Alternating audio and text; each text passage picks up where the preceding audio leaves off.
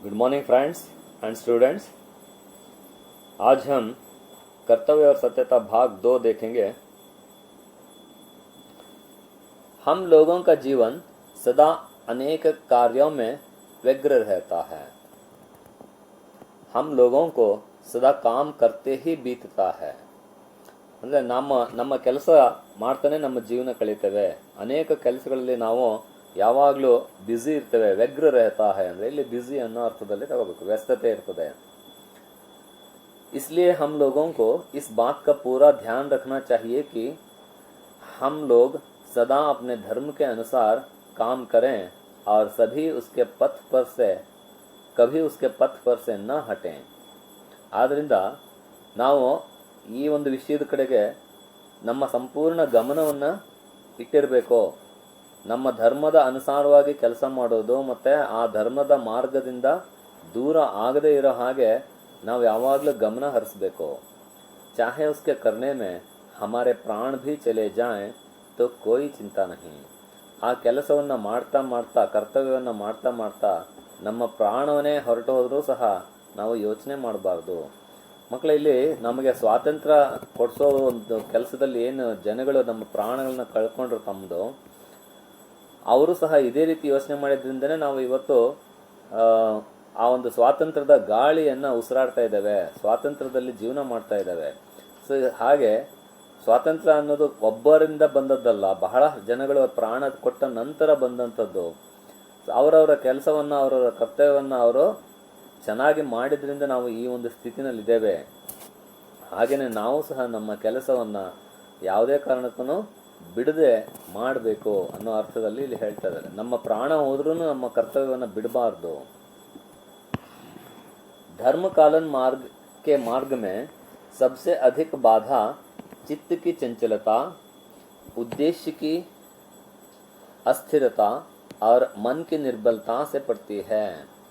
So ಇಲ್ಲಿ ನಮ್ಮ ಧರ್ಮ ಮಾರ್ಗದಲ್ಲಿ ಯಾವ ಯಾವ ಒಂದು ತೊಂದರೆಗಳು ಬರ್ತದೆ, ಬಾಧಾ, 3 ವಿಷಯಗಳನ್ನು ಇಲ್ಲಿ ಅವನು ಹೇಳ್ತಾ ಇದ್ದಾನೆ। ಮೊದಲನೇದು ಚಿತ್ತಕ್ಕೆ ಚಂಚಲತಾ, ಇದನ್ನು ಅಂಡರ್ಲೈನ್ ಮಾಡ್ಕೊಳ್ಳಿ। ಚಿತ್ತಕ್ಕೆ ಚಂಚಲತಾ, ಉದ್ದೇಶಕ್ಕೆ ಅಸ್ಥಿರತಾ और मन की ನಿರ್ಬಲತಾ, ಈ 3 ನಮ್ಮ ಕರ್ತವ್ಯದ ಮಾರ್ಗದಲ್ಲಿ, ಧರ್ಮದ ಮಾರ್ಗದಲ್ಲಿ ಅಡ್ಡಿ ಆತಂಕಗಳಾಗಿ ಬರ್ತವೆ। ಚಿತ್ತಕ್ಕೆ ಚಂಚಲತಾ, ಮನಸ್ಸಿನ ಒಂದು ಚಂಚಲತೆ, ನಮ್ಮ ಮನಸ್ಸು ಅಥವಾ ನಮ್ಮ ಮಿದುಳು, ನಮ್ಮ ಯೋಚನಾ ಶಕ್ತಿಯ ಚಂಚಲತೆ ಏನಿದೆ ಅದು ನಮ್ಮ ಧರ್ಮ ಮಾರ್ಗದ ಕೆಲಸದಲ್ಲಿ ಅಥವಾ ನಮ್ಮ ಕರ್ತವ್ಯ ಮಾರ್ಗದಲ್ಲಿ ಮೊದಲನೇ ಅಡ್ಡಿಯಾಗಿರ್ತದೆ। ಏನು ಹಾಗಂದ್ರೆ, ಸೊ ನಾವು ನಮ್ಮ ಕೆಲಸವನ್ನು ನಾವು ಮಾಡ್ತಾ ಇದ್ದಾಗ ನಮ್ಮ ಮನಸ್ಸು ಬೇರೆ ಕಡೆಗೆ ತಿರುಗ್ತಾ ಇರ್ತದೆ। ನೀವು ಓದ್ತಾ ಇರ್ತೀರಿ, ಆ ಪುಸ್ತಕ ನಿಮ್ಮ ಕಣ್ಮುಂದೆ ಇರ್ತದೆ, ಆದರೆ ನಿಮ್ಮ ಗಮನ ಬೇರೆ ಎಲ್ಲೋ ಇರ್ತದೆ।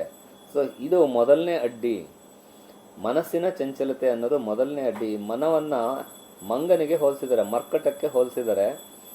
ಮರ್ಕಟ ಅಂದರೆ ಮಂಗ, ಕೋತಿಯ ಹಾಗೆ ಈ ನಮ್ಮ ಮನಸ್ಸು ಬಹಳ ಚಂಚಲತೆಯನ್ನು ಹೊಂದಿರ್ತದೆ। ಎರಡನೇ ಒಂದು ತೊಂದರೆ ಏನಂದರೆ ಉದ್ದೇಶಕ್ಕೆ ಅಸ್ಥಿರತೆ, ನಾವು ಮಾಡುವ ಕೆಲಸದಲ್ಲಿ ಉದ್ದೇಶ ಇಲ್ಲದೆ ಇರ್ತಕ್ಕಂಥದ್ದು, ನಿರ್ದಿಷ್ಟವಾದ ಒಂದು ಉದ್ದೇಶ ಇಲ್ಲದೆ ಕೆಲಸ ಮಾಡಿದ್ರೂ ಸಹ ನಮ್ಮ ಒಂದು ಕೆಲಸದ ಮಾರ್ಗದಲ್ಲಿ ಅದು ಅಡ್ಡಿಯಾಗಿರ್ತದೆ। ಅಂದರೆ ಒಂದು ನಿರ್ದಿಷ್ಟವಾದ ಉದ್ದೇಶವನ್ನು ಇಟ್ಟುಕೊಂಡು ನಾವು ಕೆಲಸವನ್ನು ಮಾಡಿದಾಗ ಅದು ಸರಾಗವಾಗಿ ಮುಂದೆ ಹೋಗ್ತದೆ। ಇನ್ನು 3ನೇದು ಮನಸ್ಸಿನ ನಿರ್ಬಲತೆ, ಅಯ್ಯೋ ಇದು ನನ್ನ ಕೈನಲ್ಲಿ ಆಗೋದಿಲ್ಲ ಕೆಲಸ, ನಾನು ಇದಕ್ಕೆ ಅರ್ಹತೆ ಹೊಂದಿಲ್ಲ ಅನ್ನೋ ಒಂದು ಇನ್ಫೀರಿಯಾರಿಟಿ ಕಾಂಪ್ಲೆಕ್ಸ್, ಮನಸ್ಸಿನ ನಿರ್ಬಲತೆ। ಈ 3 ಮನಸ್ಸಿನ ಚಂಚಲತೆ, ಉದ್ದೇಶದ ಅಸ್ಥಿರತೆ ಅಂದರೆ ಉದ್ದೇಶ ನಿರ್ದಿಷ್ಟವಾಗಿ ಇಲ್ಲದೇ ಇರತಕ್ಕಂಥದ್ದು, ಮತ್ತು ಮನಸ್ಸಿನ ದುರ್ಬಲತೆ, ಈ 3 ನಮಗೆ ನಮ್ಮ ಧರ್ಮ ಪಾಲನೆಯಲ್ಲಿ ಒಂದು ತೊಂದರೆಯನ್ನು ಕೊಡ್ತವೆ, ಅಡ್ಡಿಯನ್ನು ಆಗ್ತದೆ।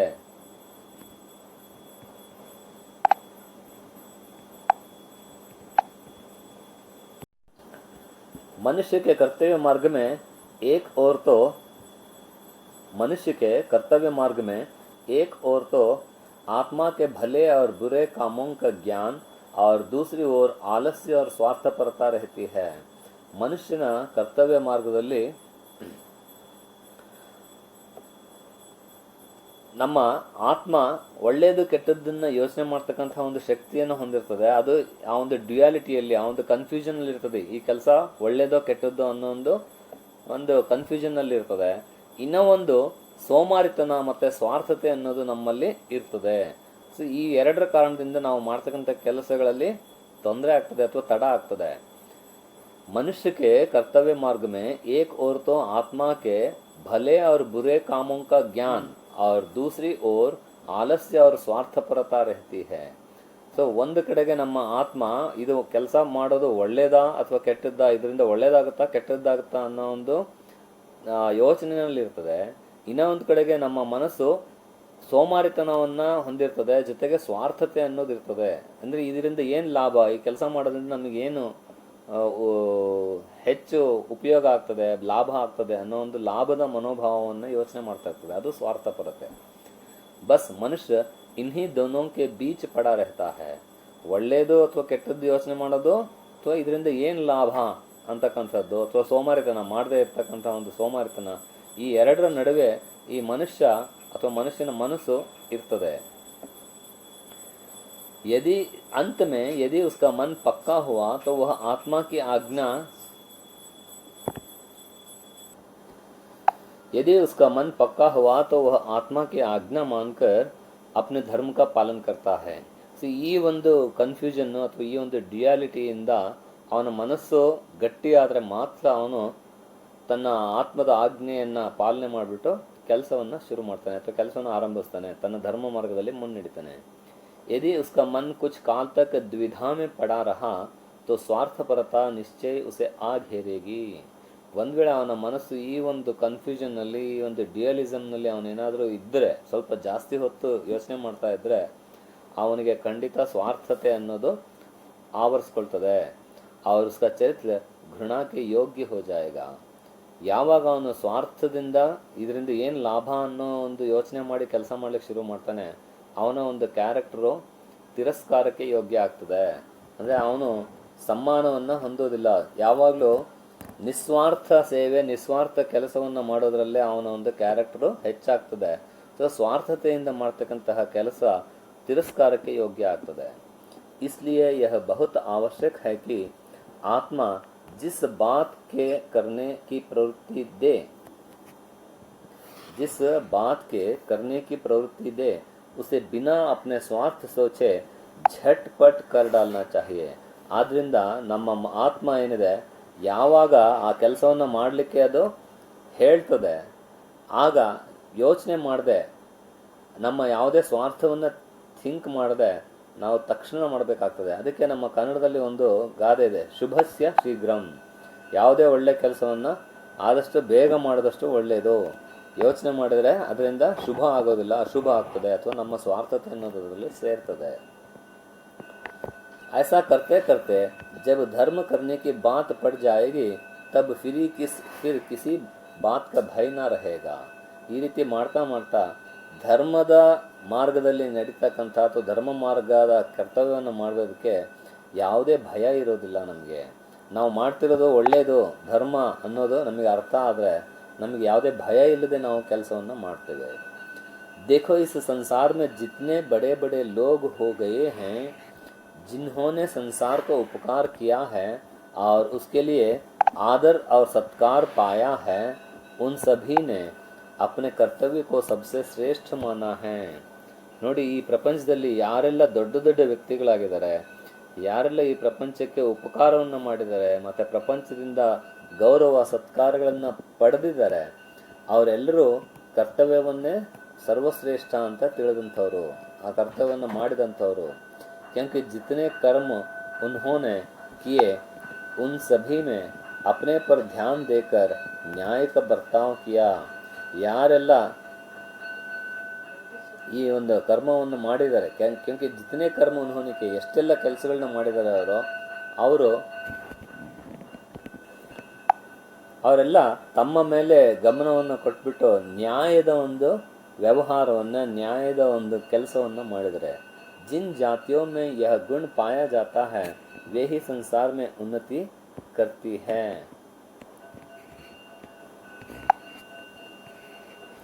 ಯಾವ ಒಂದು ಜಾತಿ, ಯಾವ ಒಂದು ಜನಾಂಗ ಈ ಗುಣವನ್ನು ಹೊಂದಿರ್ತದೋ ಆ ಒಂದು ಜನಾಂಗ ಪ್ರಪಂಚದಲ್ಲಿ ಉನ್ನತಿಯನ್ನು ಹೊಂದುತ್ತದೆ, ಉದ್ಧಾರ ಆಗ್ತದೆ, ಬಹಳ ಹೆಸರನ್ನು ಮಾಡ್ತದೆ.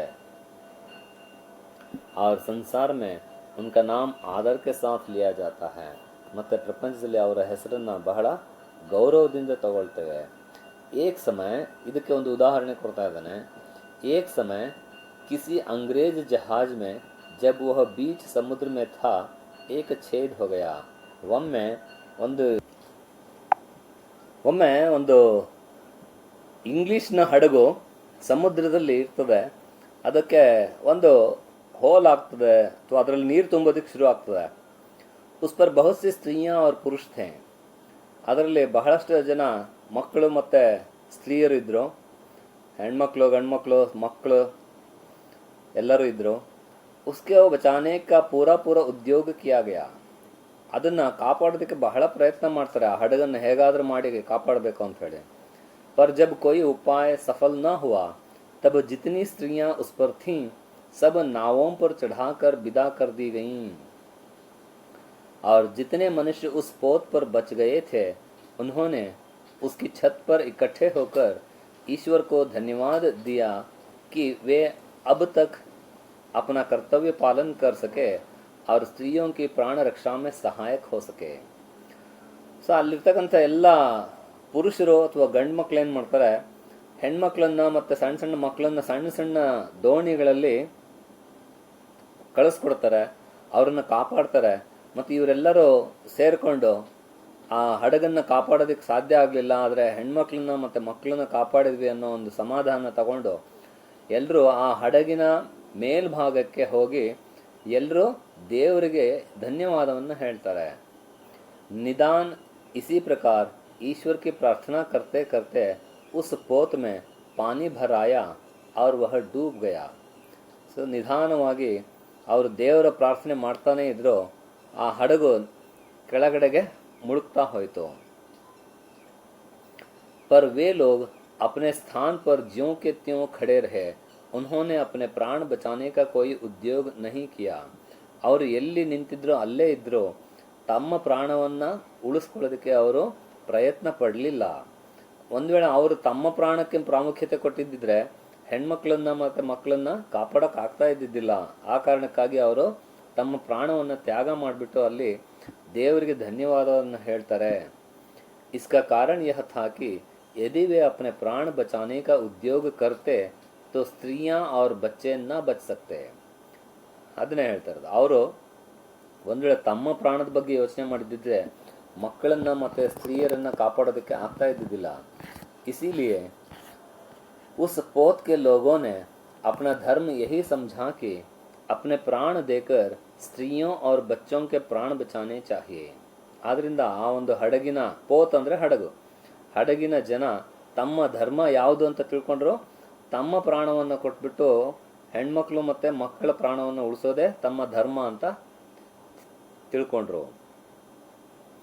इसी के विरुद्ध फ्रांस देश के रहने वालों ने एक डूबते हुए जहाज पर से अपने प्राण तो बचाए, किंतु उस पोत पर जितनी स्त्रियां और बच्चे थे उन सभी को उसी पर छोड़ दिया. ಇದಕ್ಕೆ ವಿರುದ್ಧವಾಗಿ ಇನ್ನೊಂದು ಉದಾಹರಣೆ. ಫ್ರಾನ್ಸ್ ದೇಶದ ಒಂದು ಮುಳುಗ್ತಾ ಇರ್ತಕ್ಕಂಥ ಹಡಗಿನಿಂದ ಆ ಗಂಡು ಮಕ್ಕಳೆಲ್ಲ ತಮ್ಮ ತಮ್ಮ ಪ್ರಾಣವನ್ನೇನೋ ಉಳಿಸ್ಕೊಂಡ್ರು, ಆದರೆ ಸ್ತ್ರೀಯರು ಮತ್ತು ಮಕ್ಕಳನ್ನು ಅದರಲ್ಲೇ ಸಾಯೋದಕ್ಕೆ ಬಿಟ್ಬಿಟ್ರು. इस नीच कर्म की सारे संसार में निंदा हुई. इसी प्रकार जो लोग स्वार्थी होकर अपने कर्तव्य पर ध्यान नहीं देते वे संसार में लज्जित होते हैं और सब लोग उनसे घृणा करते हैं. ಅವರು ಈ ರೀತಿ ಮಾಡಿದ್ರಿಂದ ಅವರನ್ನು ಇಡೀ ಪ್ರಪಂಚದಲ್ಲಿ ಎಲ್ಲರೂ ನಿಂದಿಸೋದಕ್ಕೆ ಶುರು ಮಾಡಿದ್ರು. ಇದೇ ರೀತಿ ಯಾರು ಸ್ವಾರ್ಥಿಗಳಾಗಿ ಕೆಲಸವನ್ನು ಮಾಡ್ತಾರೆ, ತಮ್ಮ ಕರ್ತವ್ಯದ ಕಡೆಗೆ ಗಮನ ಕೊಡೋದಿಲ್ಲ, ತಮ್ಮ ಸ್ವಾರ್ಥದ ಕಾರಣದಿಂದ ಅವರು ಈ ಪ್ರಪಂಚದಲ್ಲಿ ಒಂದು ನಾಚಿಕೆಯ ಪರಿಸ್ಥಿತಿಯನ್ನು ಎದುರಿಸಬೇಕಾಗ್ತದೆ. ಎಲ್ಲ ಜನಗಳು ಅವರನ್ನು ತಿರಸ್ಕರಿಸ್ತಾರೆ. ಕರ್ತವ್ಯ ಪಾಲನ್ ಸೆ और सत्यता से बड़ा घनिष्ठ संबंध है. ಇದನ್ನು ಅನ್ಲೈನ್ ಮಾಡ್ಕೊಳ್ಳಿ, ಪ್ರಶ್ನೆ ಬರ್ತದೆ. ಕರ್ತವ್ಯ ಪಾಲನೆಗೂ ಮತ್ತು ಸತ್ಯಕ್ಕೂ ಬಹಳ ಸಂಬಂಧ ಇದೆ, घनिष्ठವಾದ ಬಹಳ ನಿಕಟವಾದ ಸಂಬಂಧ ಇದೆ. जो मनुष्य अपना कर्तव्य पालन करता है वह अपने कामों और वचनों में सत्यता का बर्ताव भी रखता है। ಯಾವ ಮನುಷ್ಯ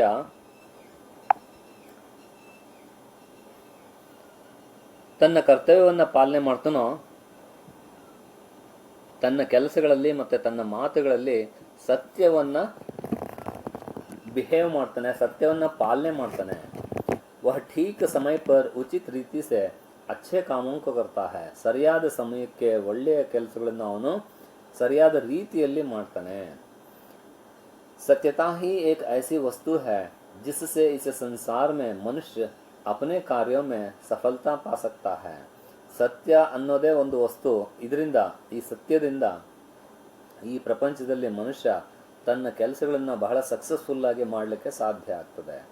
ಮಕ್ಕಳೇ, ನಿಮಗೆ ಖೋಟಾ ಸಿಕ್ಕ ಅಂತ ಒಂದು ಪಾಠ ಇತ್ತು ಅಂತ ಅಂದ್ಕೊಳ್ತೇನೆ 10ನೇ ಕ್ಲಾಸ್ನಲ್ಲಿ.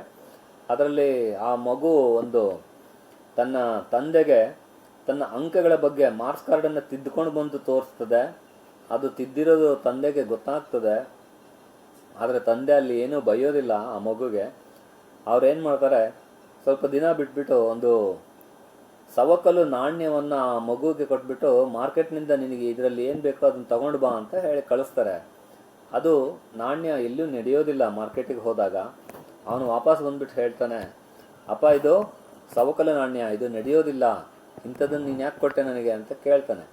ಆಗ ತಂದೆ ಹೇಳ್ತಾರೆ, ಬರೀ ಒಂದು ನಾಣ್ಯ ಸವಕಲು ಆಗಿದ್ದರೆ ಮಾರ್ಕೆಟ್ನಲ್ಲಿ ನಡೆಯೋದಿಲ್ಲ, ಇನ್ನು ಮನುಷ್ಯ ಏನಾದರೂ ಸವಕಲಾದರೆ, ಮನುಷ್ಯ ಸುಳ್ಳಾದರೆ ಅವನು ಈ ಪ್ರಪಂಚದಲ್ಲಿ ಹೇಗೆ ಜೀವನ ಮಾಡಲಿಕ್ಕೆ ಸಾಧ್ಯ, ಅವನನ್ನು ಯಾರೂ ನಂಬೋದಿಲ್ಲ ಅನ್ನೋ ಪಾಠವನ್ನು ಅವರಲ್ಲಿ ಹೇಳ್ಕೊಡ್ತಾರೆ. ಸೊ ಹಾಗೆ ಇಲ್ಲಿ ನಮ್ಮ ಕರ್ತವ್ಯ, ನಮ್ಮ ಕೆಲಸದಲ್ಲಿ ಸತ್ಯತೆಯನ್ನು ಪಾಲನೆ ಮಾಡಬೇಕಾಗಿರೋದು ಬಹಳ ಅನಿವಾರ್ಯ ಅನ್ನೋ ಅರ್ಥದಲ್ಲಿ ಹೇಳ್ತಾ ಇದ್ದಾರೆ. क्योंकि संसार में कोई काम झूठ बोलने से नहीं चल सकता, ಪ್ರಪಂಚದಲ್ಲಿ ಯಾವುದೇ ಕೆಲಸ ಸುಳ್ಳು ಹೇಳೋದ್ರಿಂದ ಸಾಧ್ಯ ಆಗೋದಿಲ್ಲ. यदि किसी घर के सब लोग झूठ बोलने में लगे तो उस घर में कोई काम न हो सकेगा और सब लोग बड़ा दुख भोगेंगे. ಒಂದು ವೇಳೆ ಒಂದು ಮನೆಯಲ್ಲಿ ಆ ಮನೆಯಲ್ಲಿರ್ತಕ್ಕಂಥ ಎಲ್ಲ ಜನಗಳು ಸುಳ್ಳು ಹೇಳ್ತಾರೆ ಅಂತ ಅಂದ್ಕೊಂಡ್ರೆ ಆಗ ಅವರ ಒಂದು ಯಾವ ಕೆಲಸಗಳು ಈ ಸಮಾಜದಲ್ಲಿ ಆಗೋದಿಲ್ಲ, ಯಾರೂ ಅವರನ್ನು ನಂಬೋದಿಲ್ಲ, ಮತ್ತು ಆ ಜನಗಳು ಬಹಳ ಕಷ್ಟವನ್ನು, ಬಹಳ ದುಃಖವನ್ನು ಹೊಂದಬೇಕಾಗ್ತದೆ. इसलिए हम लोगों को अपने कार्यों में झूठ का बर्ताव न करना चाहिए. ಆದ್ದರಿಂದ ನಾವು ನಮ್ಮ ಒಂದು ಕೆಲಸದಲ್ಲಿ ಸುಳ್ಳನ್ನು ಹೇಳಬಾರ್ದು, ಸುಳ್ಳಿಗೆ ಸ್ಥಾನ ಕೊಡಬಾರ್ದು, ಸುಳ್ಳಿನ ಬಿಹೇವಿಯರ್ ಇರಬಾರ್ದು. ನೀವು ಕ್ಲಾಸಿಗೆ ತಡವಾಗಿ ಹೋಗ್ತೀರಿ, ಆಗ ಮೇಸ್ಟ್ರು ಕೇಳ್ತಾರೆ, ಲೆಕ್ಚರರ್ ಯಾಕೆ ಲೇಟಾಗಿ ಬಂದಿದ್ದು? ಸರ್ ಬಸ್ ಲೇಟ್ ಆಯಿತು. ನಾನು ಲೇಟ್ ಆದೆ ಅಂತ ಹೇಳ್ಕೊಳ್ಳೋದಿಲ್ಲ ನೀವು, ಬಸ್ ಲೇಟ್ ಆಯಿತು ಅನ್ನೋದು, ಅಂದರೆ ಬಸ್ಸಿನ ಮೇಲೆ ಹಾಕೋದು. ಈ ರೀತಿ ಬೇರೆಯವರ ಮೇಲೆ ಹಾಕೋದ್ರಿಂದ, ಸುಳ್ಳು ಹೇಳೋದ್ರಿಂದ ನೀವು ಹೇಳೋದು ಸುಳ್ಳು ಅನ್ನೋದು ಬಹಳ ಸ್ಪಷ್ಟವಾಗಿ ಗೊತ್ತಾಗ್ತದೆ, ನಿಮ್ಮನ್ನು ಯಾರೂ ನಂಬೋದಿಲ್ಲ. ಹಾಗಾಗಿ ನಮ್ಮ ವ್ಯವಹಾರದಲ್ಲಿ, ನಮ್ಮ ಕರ್ತವ್ಯದಲ್ಲಿ ನಾವು ಸುಳ್ಳನ್ನು ಹೇಳಬಾರ್ದು ಅನ್ನೋ ಅರ್ಥದಲ್ಲಿ ಇಲ್ಲಿ ಪಾಠದಲ್ಲಿ ಹೇಳ್ತಾ ಇರೋದು. इसलिए हम लोगों को अपने कार्य में झूठ का बर्ताव न करना चाहिए.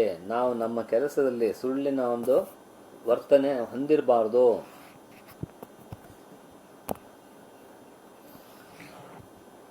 अतएव सत्यता को सबसे ऊंचा स्थान देना उचित है. ಅಂದರೆ ನಾವು ಸತ್ಯಕ್ಕೆ ಬಹಳ ಉನ್ನತವಾದ ಸ್ಥಾನವನ್ನು ಕೊಡಬೇಕು. ನಮ್ಮ ಜೀವನದಲ್ಲಿ ಸತ್ಯವನ್ನು ಹೇಳಬೇಕು. ಸಂಸಾರ में जितने पाप हैं झूठ उन सबों में बुरा है. ಪ್ರಪಂಚದಲ್ಲಿ ಎಷ್ಟೆಲ್ಲ ಪಾಪ ಕಾರ್ಯಗಳಿದ್ದಾವೆ, ಪಾಪಗಳಿದ್ದಾವೆ, ಸುಳ್ಳು ಅನ್ನೋದು ಅದರ ಎಲ್ಲದರ ಒಂದು ಬಹಳ ಕೆಟ್ಟದ್ದು. ಸುಳ್ಳು ಅನ್ನೋದು ಬಹಳ ಉನ್ನತವಾದ ಒಂದು ಕೆಟ್ಟ ವಸ್ತು. ಅದು झूठ की उत्पत्ति पाप, ಕುಟಿಲತಾ, ಇದು ಇಂಪಾರ್ಟೆಂಟ್, ಇದು ಅಂಡರ್ಲೈನ್ ಮಾಡ್ಕೊಳ್ಳಿ. ಈ ಸುಳ್ಳು ಹೇಗೆ ಹುಟ್ಟುತ್ತೆ ಅನ್ನೋದಕ್ಕೆ ಪಾಪ, ಕುಟಿಲತಾ और कायरता के कारण होती है. ಸುಳ್ಳಿನ ಒಂದು ಉತ್ಪತ್ತಿ ಹೇಗಾಗ್ತದೆ, ಸುಳ್ಳು ಯಾಕೆ ಹೇಳ್ತೇವೆ ನಾವು? ಒಂದು ಪಾಪದ ಕಾರ್ಯವನ್ನು ಮಾಡಲಿಕ್ಕೆ, ಒಂದು ಕುಟಿಲತೆ ಅಂದರೆ ಮೋಸ ಮಾಡಲಿಕ್ಕೆ, ಮತ್ತು ಹೆದರಿಕೆ, ಕಾಯರತ ಅಂದರೆ ಹೆದರಿಕೆ. ಈ ಹೆದರಿಕೆ, ಈ ಮೂರು ಕಾರಣಗಳಿಂದ ಪಾಪ, ಕುಟಿಲತೆ, ಮೋಸ, ವಂಚನೆ. ಕುಟಿಲತೆ ಅಂದರೆ ವಂಚನೆ. ಸೊ ಪಾಪ ಕಾರ್ಯದಿಂದ, ಮೋಸದ ಉದ್ದೇಶದಿಂದ ಮತ್ತು ಒಂದು ಹೆದರಿಕೆಯ ಕಾರಣದಿಂದ, ಈ 3 ಕಾರಣಗಳಿಂದ ಸುಳ್ಳು ಅನ್ನೋದು ಹೇಳ್ತೇವೆ ಅಥವಾ ಸುಳ್ಳು ಹುಟ್ಟುಕೊಳ್ಳುತ್ತೆ. बहुत से लोग सच्चाई का इतना थोड़ा ध्यान रखते हैं कि अपने सेवकों को स्वयं झूठ बोलना सिखाते हैं. ಬಹಳಷ್ಟು ಜನ ಸತ್ಯದ ಕಡೆಗೆ ಬಹಳ ಕಡಿಮೆ ಗಮನವನ್ನು ಹೊಂದಿರ್ತಾರೆ. ಯಾಕಂದರೆ ಅವರು ತಮ್ಮ ಒಂದು ನೌಕರರಿಗೆ ಸುಳ್ಳು ಹೇಳೋದನ್ನು ಹೇಳ್ಕೊಡ್ತಾರೆ. ಕೆಲಸಗಾರರಿಗೆ ಹೇಳ್ತಾರೆ, ಯಾರಾದರೂ ಮನೆಗೆ ಬಂದರೆ ಕೆಲಸಗಾರರ ಕೈನಲ್ಲಿ ಹೇಳ್ಸೋದು, ನಾವಿಲ್ಲ ಅಂತ ಹೇಳು ಅಂತ ಹೇಳಿ. ಸೊ ಹೀಗೆ ಆ ಒಂದು ಸತ್ಯದ ಕಡೆಗೆ ಬಹಳ ಕಡಿಮೆ ಗಮನ ಕೊಡ್ತಾರೆ. ತಮ್ಮ ಸೇವಕರಿಗೆ ಅವರೇ ಸುಳ್ಳು ಹೇಳೋದನ್ನು ಕಲಿಸ್ಕೊಡ್ತಾರೆ. पर उनकी इस बात पर आश्चर्य करना और क्रुद्ध न होना चाहिए जब उनके नौकर भी उनसे अपने लिए झूठ बोले. ಸೊ ಕಲಿಸ್ಕೊಟ್ಟಿದ್ದು ಇವರೇ. ಆಗ ನೌಕರ ತನ್ನ ಲಾಭಕ್ಕೋಸ್ಕರ ತನಗೋಸ್ಕರ ಅವನು ಸುಳ್ಳು ಹೇಳಿದ್ರೆ ಇವರು ಅವ್ರ ಮೇಲೆ ಕೋಪ ಮಾಡ್ಕೊಳ್ಳೋ ಅಗತ್ಯ ಇರೋದಿಲ್ಲ. ಯಾಕೆ ಕೋಪ ಮಾಡ್ಕೋಬೇಕು? ತಪ್ಪು ಅಭ್ಯಾಸವನ್ನು ಇವರೇ ಹಾಕಿಕೊಟ್ಟಿರೋದ್ರಿಂದ, ಸುಳ್ಳು ಹೇಳೋದನ್ನು ಇವರೇ ಕಲಿಸ್ಕೊಟ್ಟಿರೋದ್ರಿಂದ ಆ ನೌಕರ ಏನಾದರೂ ತನ್ನ ಲಾಭಕ್ಕಾಗಿ ಸುಳ್ಳು ಹೇಳಿದರೆ ಇವರು ಕೋಪಗೊಳ್ಳಬಾರ್ದು. बहुत से लोग नीति और आवश्यकता के बहाने झूठ की रक्षा करते हैं. ಬಹಳಷ್ಟು ಜನ ನೀತಿ ಮತ್ತು ಅವಶ್ಯಕತೆಗೆ ಅನುಗುಣವಾಗಿ ಸುಳ್ಳನ್ನು ರಕ್ಷಣೆ ಮಾಡ್ಕೊಳ್ತಾರೆ. ನಾನು ಹೇಳಿದ್ದು ಸರಿ ಅನ್ನೋದನ್ನು ಸಮರ್ಥನೆ ಮಾಡ್ಕೊಳ್ತಾರೆ. ನೀತಿಯನ್ನು ಹೇಳಿಬಿಟ್ಟು ಸುಳ್ಳು ಹೇಳೋದು ಆ ಒಂದು ಸಂದರ್ಭದಲ್ಲಿ ಸರಿ. ಈ ಮುಂದೆ ಸುಳ್ಳಿನ ಪ್ರಕಾರಗಳು ಬರ್ತಾ ಹೋಗ್ತದೆ, ಆಗ ನಿಮಗೆ ಇನ್ನೂ ಸ್ಪಷ್ಟವಾಗಿ ಅರ್ಥ ಆಗ್ತದೆ. ಅಂದರೆ ಈ ಹಂತದಲ್ಲಿ ಸುಳ್ಳು ಹೇಳೋದು, ಈಗ ಒಂದು ಫಾರ್ ಎಕ್ಸಾಂಪಲ್, ಒಂದು ತೋಟದಲ್ಲಿ ಒಬ್ಬ ಬ್ರಾಹ್ಮಣ ಸುತ್ತಾಡ್ತಾ ಇರ್ತಾನೆ. ಆಗ ಒಬ್ಬ ಕಟುಕ ಒಂದು ದನವನ್ನು ಅಟ್ಟಿಸ್ಕೊಂಡು ಬರ್ತಾನೆ. ಆ ದನ ಇವನ ಬ್ರಾಹ್ಮಣನ ಕಣ್ಣು ಮುಂದೆ ಹಾದು ಹೋಗ್ತದೆ. ಕಟುಕ ಬಂದ್ಬಿಟ್ಟು ಕೇಳ್ತಾನೆ, ದನ ಯಾವ ಕಡೆಗೆ ಹೋಯ್ತು ಅಂಥೇಳಿ. ಸೊ ಆಗ ಅವನು ಸತ್ಯ ಹೇಳಬೇಕು ಅನ್ನೋದು ಅವನೊಂದು ಪಾಲನೆ ಆಗಿರ್ತದೆ. ಒಂದು ವೇಳೆ ಅವನು ಸತ್ಯ ಹೇಳಿದರೆ ಆಕಳು ಸಾಯ್ತದೆ.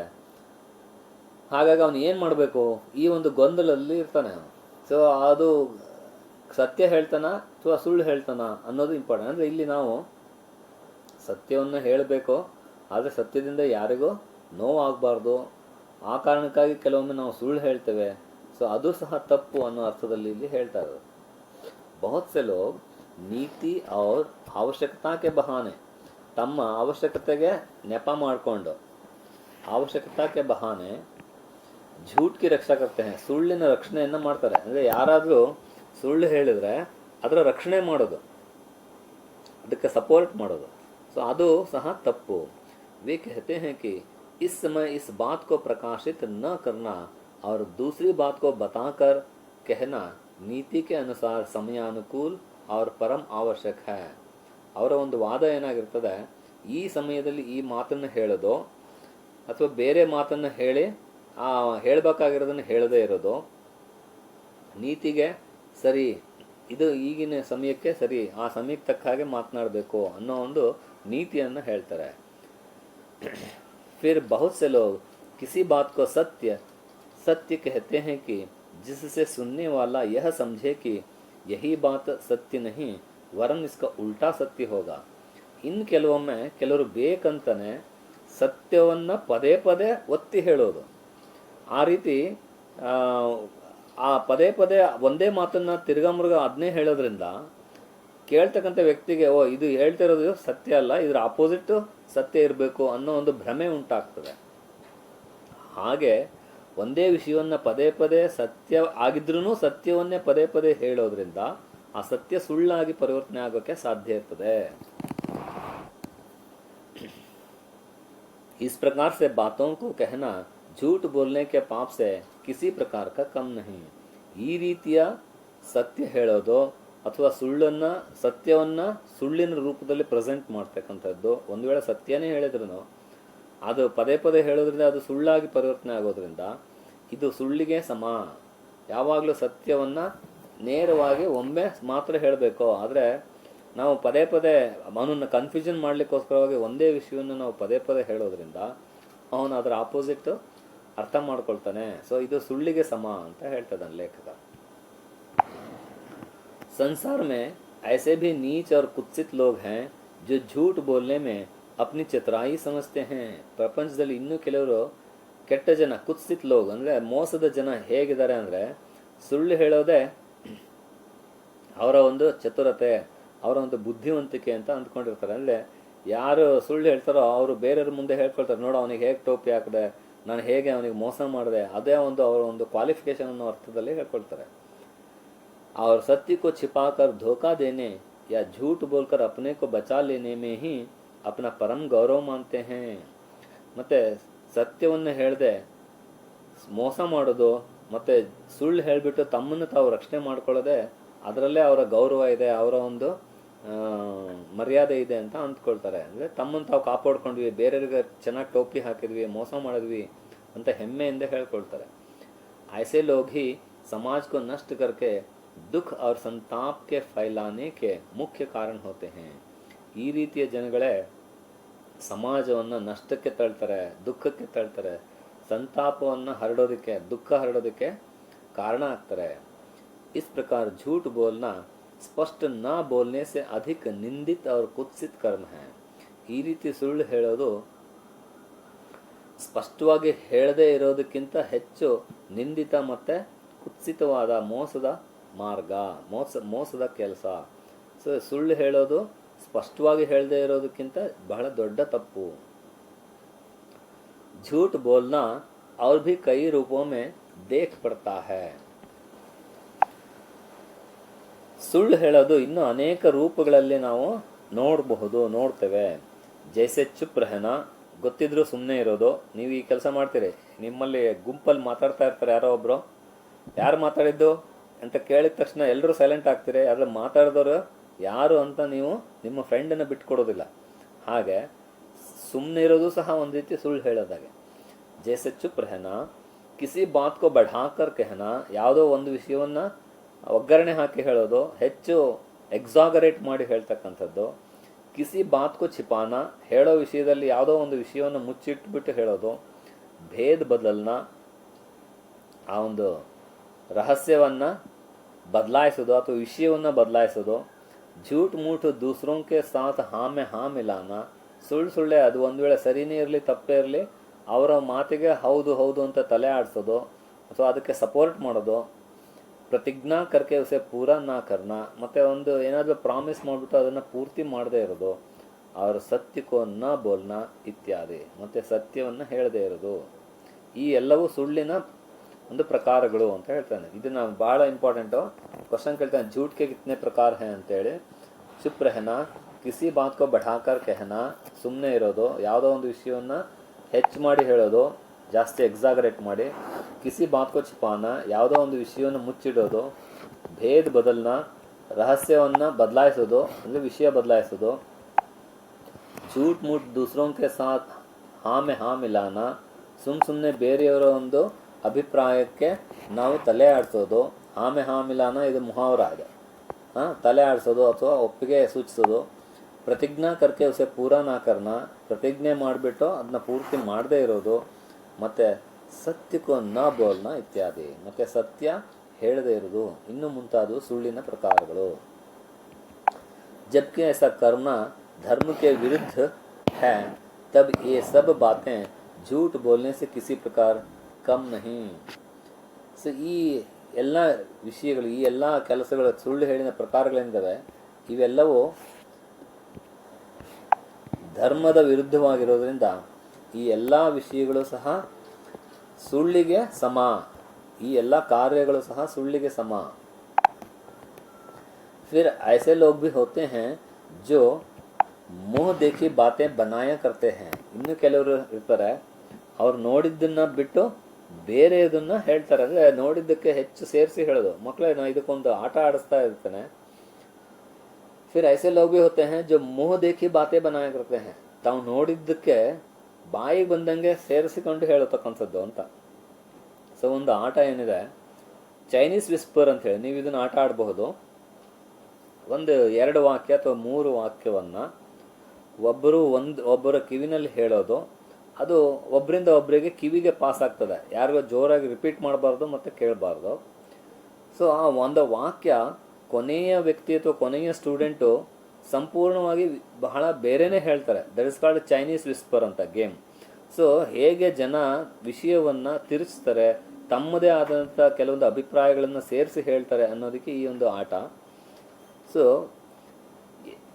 फिर ऐसे लोग भी होते हैं जो मुंह देखी बातें बनाया करते हैं. ತಮಗೆ ಮನಸ್ಸಿಗೆ ತೋಚಿದ್ದನ್ನು ಅವರು ಸೇರಿಸ್ಕೊಂಡು ಹೇಳ್ತಾ ಇರ್ತಾರೆ. ಪರಂತು ಕರ್ತೆ ವಹಿ ಕಾಮ್ ಹೈ ಜೋ ಉನ್ಹೆ ರುಚ್ತಾ ಹೈ. ಆದರೆ ಅವರಿಗೆ ಕೆಲಸ ಮಾತ್ರ ಅವ್ರು ತಾವು ತಮಗೆ ಅನಿಸಿದ್ದು ಸರಿ ಅನಿಸಿದ್ದೇ ಮಾಡೋದು. ಆದರೆ ಬೇರೆಯವ್ರ ಬಗ್ಗೆ ಬೇರೆಯವ್ರ ವಿಷಯಗಳನ್ನು ಬಹಳ ಚೆನ್ನಾಗಿ ಒಗ್ಗರಣೆ ಹಾಕಿ ಹೇಳ್ತಾ ಇರ್ತಾರೆ. ऐसे लोग मन में समझते हैं कि सबको कैसा मूर्ख बनाकर हमने अपना काम कर लिया. ಅಂದರೆ ಅವರು ಬೇರೆಯವ್ರನ್ನೆಲ್ಲ ಮೂರ್ಖರನ್ನಾಗಿ ಮಾಡಿ ಹೇಗೆ ನಮ್ಮ ಕೆಲಸ ನಾವು ಮಾಡ್ಕೊಂಡ್ವಿ ನೋಡಿ ಅನ್ನೋ ಅರ್ಥದಲ್ಲಿ ಅವರು ಹೇಳ್ತಾರೆ. ಪರ್ ವಾಸ್ತವ ಮೇ ವೇ ಅಪ್ನೆ ಕೋ ಹಿ ಮೂರ್ಖ ಬನಾತೆ ಹೈ. ಆದರೆ ನಿಜವಾಗಿ ಅವರು ಅವರನ್ನೇ ಮೂರ್ಖರನ್ನಾಗಿ ಮಾಡ್ಕೊಳ್ತಾರೆ. और अंत में उनके पोल खुल जाने पर समाज में लोग घृणा करते हैं. ಕೊನೆಯಲ್ಲಿ ಅವರ ಒಂದು ವ್ಯವಹಾರ ಬೇರೆ ಎಲ್ರಿಗೂ ಗೊತ್ತಾದರೆ ಅವರ ಒಂದು ರಹಸ್ಯ ಪೋಲ್ ಖುಲ್ನಾ ಅಂತಂದರೆ ಅವರ ಒಂದು ಬಂಡವಾಳ ಬಯಲಾಗೋದು ಅಂತ. ಬಣ್ಣ ಬಯಲಾಗೋದು ಅಥವಾ ಬಂಡವಾಳ ಬಯಲಾಗೋದು. ಈ ರೀತಿ ಆದಾಗ ಸಮಾಜ ಅವರನ್ನು ಬಹಳ ತಿರಸ್ಕಾರದಿಂದ ನೋಡ್ತದೆ. ಅವ್ರು ಉನ್ಸೆ ಬಾತ್ ಕರ್ನಾ ಅಪ್ನ ಅಪಮಾನ ಸಮಸ್ತೆ ಹೈ. ಮತ್ತು ಜನ ಅವ್ರ ಜೊತೆ ಮಾತನಾಡೋದಕ್ಕೂ ಸಹ ಅವಮಾನ ಅಂತ ಅಂದ್ಕೊಳ್ತಾರೆ. ಅಂದರೆ ಅವರ ಕ್ಯಾರೆಕ್ಟರ್ ಬಿದ್ದು ಹೋಗ್ತದೆ ಅಲ್ಲಿ. कुछ लोग ऐसे भी होते हैं जो अपने में किसी गुण के न रहने पर भी गुणवान बनना चाहते हैं. ಕೆಲವರು ತಮ್ಮಲ್ಲಿ ಆ ಗುಣ ಇಲ್ಲದೆ ಇದ್ದರೂ ನಾನು ಬಹಳ ಗುಣವಂತ ಅಂತ ಹೇಳ್ಕೊಂಡಾಡ್ತಾ ಇರ್ತಾರೆ. ತಮ್ಮ ಒಂದು ಲಕ್ಷಣ ಅಥವಾ ಒಂದು ಯಾವುದೋ ಒಂದು ಇಲ್ಲಿ ಮುಂದೆ ಹೇಳ್ತಾನೆ ಕವಿ ಒಂದು ಉದಾಹರಣೆ ಕೊಡ್ತಾ ಇದ್ದಾನೆ. ಸೊ ಅವರಲ್ಲಿ ಆ ಗುಣ ಇಲ್ಲದೆ ಇದ್ರೂ ನಾನು ಅಂಥವನು ಇಂಥವನು ಅಂತ ಹೇಳ್ಕೊಂಡು ತಿರುಗ್ತಾ ಇರ್ತಾರೆ. ಜೈಸೆ ಉದಾಹರಣೆ ಕೊಡ್ತಾ ಇದ್ದಾನೆ.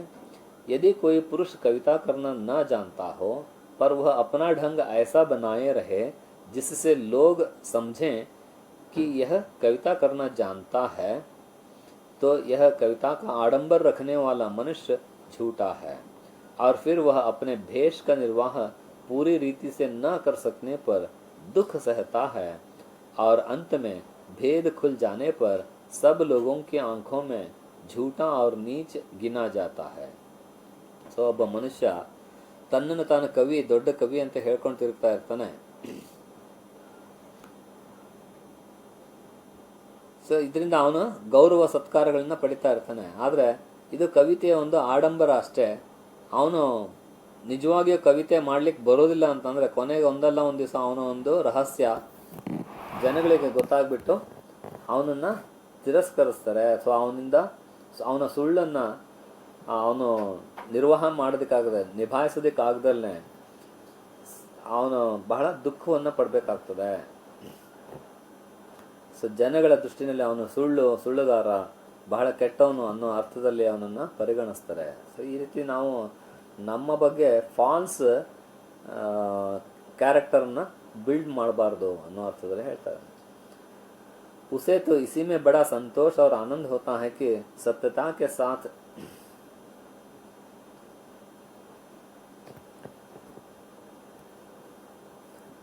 परंतु जो मनुष्य सत्य बोलता है वह आडंबर से दूर भागता है और उसे दिखावा नहीं रुचता. ಯಾರು ಸತ್ಯವನ್ನು ಪಾಲನೆ ಮಾಡ್ತಾರೋ ಅವನಿಗೆ ಈ ಆಡಂಬರ, ಈ ಸುಳ್ಳು ಇದ್ಯಾವುದು ಸೇರೋದಿಲ್ಲ. उसे तो इसी में बड़ा संतोष और आनंद होता है कि सत्यता के साथ कर्तव्य पालन कर सकता है. ಸತ್ಯದಿಂದ ಅವನ ಕರ್ತವ್ಯ ಪಾಲನೆ ಆದರೆ ಸಾಕು, ಅಷ್ಟರಿಂದನೇ ಅವನು ತೃಪ್ತಿಯನ್ನು ಹೊಂದುತ್ತಾನೆ. ಯಾರು ಸತ್ಯ ಮಾರ್ಗದಲ್ಲಿ ನಡೀತಾರೆ ಅವರಿಗೆ ಸಂತೋಷ ಎದರಲ್ಲಿ ಸಿಗ್ತದೆ ಅಂದರೆ ಸತ್ಯದಿಂದ ನಾನು ಕೆಲಸ ಮಾಡ್ಕೊಂಡು ಹೋದರೆ ಸಾಕಪ್ಪ, ಅದರಿಂದನೇ ಅವನಿಗೆ ತೃಪ್ತಿ ಸಿಗ್ತದೆ. ಸೊ ಸುಳ್ಳು ಹೇಳೋದು ಒಂದು ರೀತಿ ನಮ್ಮ ಬಗ್ಗೆ ನಾವು ಫಾಲ್ಸ್ ಕ್ಯಾರೆಕ್ಟರ್ನ ಬಿಲ್ಡಪ್ ಮಾಡ್ಕೊಳ್ಳೋದು ಸಹ ಒಂದು ರೀತಿ ಸುಳ್ಳು. ಅದರಿಂದ ನಮಗೆ ಅವಮಾನ ಆಗ್ತದೆ. ಅದನ್ನು ಕವಿಯ ಒಂದು ಉದಾಹರಣೆ ಮುಖಾಂತರ ಹೇಳಿದ್ದಾನೆ. इसलिए हम सब लोगों का यह परम धर्म है कि सत्य बोलने को सबसे श्रेष्ठ माने और कभी झूठ ना बोलें. ಆದ್ದರಿಂದ ನಾವು ನಮ್ಮ ಒಂದು ಪರಮ ಧರ್ಮ, ಪರಮ ಕರ್ತವ್ಯ ಏನಂದರೆ ಯಾವಾಗಲೂ ಸತ್ಯವನ್ನೇ ಹೇಳಬೇಕು, ಸತ್ಯವನ್ನೇ ಬಹಳ ಶ್ರೇಷ್ಠವಾಗಿ ಪಾಲನೆ ಮಾಡಬೇಕು ನಮ್ಮಲ್ಲಿ. ಮತ್ತು ಸುಳ್ಳನ್ನು ಯಾವತ್ತಿಗೂ ಹೇಳಬಾರ್ದು. ಚಾಹೆ ಉಸसे कितनी ही अधिक हानि क्यों ना होती हो. ಅದರಿಂದ ಎಷ್ಟೇ ನಮಗೆ ಹಾನಿ ಆಗಲಿ ನಮಗೆ ಎಷ್ಟೇ ತೊಂದರೆ ಆಗಲಿ ಸುಳ್ಳು ಹೇಳೋದ್ರಿಂದ ಅಥವಾ ಸತ್ಯ ಹೇಳೋದ್ರಿಂದ ಎಷ್ಟೇ ನಮಗೆ ತೊಂದರೆ ಆಗಲಿ ಸತ್ಯ ಹೇಳೋದು ಬಿಡಬಾರ್ದು, ಸುಳ್ಳನ್ನು ಹೇಳಬಾರ್ದು. ಸತ್ಯ ಬೋಲ್ನೆ ಹೀ ಸೆ ಸಮಾಜ ಮೇ ಹಮಾರ ಸಮ್ಮಾನ್ ಹೋ ಸಕೇಗ. ಸತ್ಯ ಹೇಳೋದ್ರಿಂದನೇ ನಮಗೆ ನಮ್ಮ ಸಮಾಜದಲ್ಲಿ ನಮಗೆ ಗೌರವ ಸಮ್ಮಾನ ಸಿಗ್ತದೆ. ಅವ್ರ ಹಮ್ ಆನಂದಪೂರ್ವಕ ಅಪನ ಸಮಯ ಬಿತಾ ಸಕೆಂಗೆ. ಮತ್ತು ಬಹಳ ಆನಂದವಾಗಿ ನಾವು ನಮ್ಮ ಸಮಯವನ್ನು ಕಳೆಯೋದಕ್ಕೆ ಸಹಾಯ ಆಗ್ತದೆ. ಅಂದರೆ ನಮಗೆ ಎಷ್ಟೇ ಕಷ್ಟ ಆದ್ರೂ ನಾವು ಸತ್ಯ ಹೇಳೋದನ್ನು ಬಿಡಬಾರ್ದು. ನಮಗೆ ಎಷ್ಟೇ ನೋವಾದ್ರೂ ಸತ್ಯವನ್ನು ಪಾಲನೆ ಮಾಡಬೇಕು.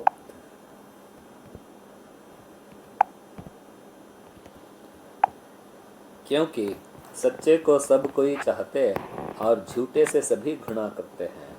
ಸೊ ಇದು ಕ್ವಶನ್ ಕೇಳ್ತಾರೆ. ಡ್ಯಾಶ್ ಸೆ ಸಭಿ घृणा करते हैं झूठे से ಅಂದರೆ ಸುಳ್ಳು ಹೇಳೋನಿಂದ. ಸಚ್ಚೆ ಕೋ ಸಬ್ ಕೊಯ್ ಚಾಹತೆ हैं ಯಾಕಂದರೆ ಸತ್ಯ ಹೇಳುವವನನ್ನು ಎಲ್ಲರೂ ಇಷ್ಟಪಡ್ತಾರೆ. ಮತ್ತು ಝೂಟೆ ಸೆ ಸಭಿ घृणा करते हैं ಸುಳ್ಳುಗಾರನನ್ನು ಎಲ್ಲರೂ ತಿರಸ್ಕರಿಸ್ತಾರೆ. ಇಲ್ಲಿ ಝೂಟ್ ಅಂದರೆ ಸುಳ್ಳು, ಝೂಠೆ ಅಂದರೆ ಸುಳ್ಳುಗಾರ, ಸುಳ್ಳು ಮಾತನಾಡುವ ಅಂತ. ಅದು ನಾಮಪದ ಆಗ್ತದೆ, ಅಂದರೆ ರೀತಿ ಸಂಜ್ಞಾ. ನಾಮಪದ ಅಂದರೆ ಸಂಜ್ಞಾ ಆಗ್ತದೆ. यदि हम सदा सत्य बोलना अपना धर्म मानेंगे तो हमें अपने कर्तव्य का पालन करने में कुछ भी कष्ट ना होगा. ಒಂದು ವೇಳೆ ನಾವು ನಮ್ಮ ಜೀವನದಲ್ಲಿ ಯಾವಾಗಲೂ ಸತ್ಯವನ್ನು ಹೇಳೋದನ್ನು ನಮ್ಮ ಧರ್ಮ ಅಂತ ತಿಳ್ಕೊಂಡ್ರೆ ನಮ್ಮ ಕರ್ತವ್ಯ ಪಾಲನೆಯಲ್ಲಿ ನಮಗೇನು ಕಷ್ಟ ಆಗೋದಿಲ್ಲ. और बिना किसी परिश्रम और कष्ट के हम अपने मन में सदा संतुष्ट और सुखी बने रहेंगे. ಮತ್ತು ಯಾವುದೇ ಕಷ್ಟ ಇಲ್ಲದೆ, ಬಹಳ ಕಷ್ಟಪಡದೆ, ಪರಿಶ್ರಮ ಇಲ್ಲದೆ ನಾವು ನಮ್ಮ ಮನಸ್ಸಿನಲ್ಲಿ ಯಾವಾಗಲೂ ಸಂತೋಷವನ್ನು ಮತ್ತು ಸುಖವನ್ನು ಹೊಂದುತ್ತೇವೆ. ಅಂದರೆ ನಮಗೆ ಮನಸ್ಸಿನ ತೃಪ್ತಿ ಇರ್ತದೆ. ಬೇರೆ ಸುಳ್ಳಿನಿಂದ ಯಾರೇ ಎಷ್ಟೇ ಪಡೆದ್ರೂ ನಾವು ನಮ್ಮ ಮಟ್ಟಿಗೆ ನಾವು ಸರಿ ಇದ್ದರೆ, ನಮ್ಮ ಮಟ್ಟಿಗೆ ನಮಗೆ ಆತ್ಮತೃಪ್ತಿ ಅನ್ನೋದಿದ್ದರೆ ಅದೇ ಈ ಪ್ರಪಂಚದಲ್ಲಿ ದೊಡ್ಡದು. ಸೊ ಈ ಕರ್ತವ್ಯ ಅವರ ಸತ್ಯತ ನಿಮ್ಮ ಒಂದು ಕ್ಯಾರೆಕ್ಟರ್ ಬಿಲ್ಡ್ ಮಾಡಲಿಕ್ಕೋಸ್ಕರ ಈ ಪಾಠವನ್ನು ಇಟ್ಟಿದ್ದಾರೆ ಮಕ್ಕಳೇ. ಸೊ ಇಲ್ಲಿಗೆ ಈ ಪಾಠ ಮುಗೀತದೆ.